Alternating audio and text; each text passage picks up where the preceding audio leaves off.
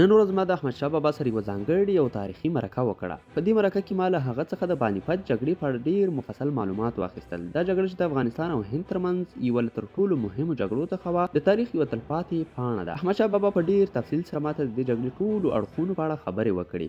هغه راته وښودله چې څنګه دا جګړه نه یوازې د افغانستان د ځواک پراختیا لپاره یو مهم ستراتیژیک ګام و، بلکې د هند په تاریخ کې د یو نوي دور پیل وکړ. هغه د جګړې د پلان، تیاریو، د ټولو اړوند ځواکونو او حتی د خپلو پوځیانو د زړورۍ او وفادارۍ کیسې هم راسره شریکې کړې. هغه ماته د جګړې د تر ټولو مهمو کړنو، د هغې د ستراتیژیکو ګټو او د هغې پر پایلو باندې تفصیل راکړ. هغه وویل چې څنګه د پاني پت په جګړه کې د هغه د لیدلوري پر اساس د افغانستان قدرت بیرته خپل ځای ته راستون شو او د هند د لویو واکمنانو لپاره یو ستر ګواښ جوړ کړ. دا معلومات نه یوازې د تاریخ یوه مهمه برخه ده، بلکې د هغه د ستراتیژیک تفکر، د هغه د بېساري رهبرۍ مهارتونه او د افغانانو د قربانیو سترې کیسې څرګندوي. او زما لپاره دا یوه ځانګړې تجربه وه چې د احمدشاه بابا سره د پاني پت جګړې په اړه خبرې وکړم.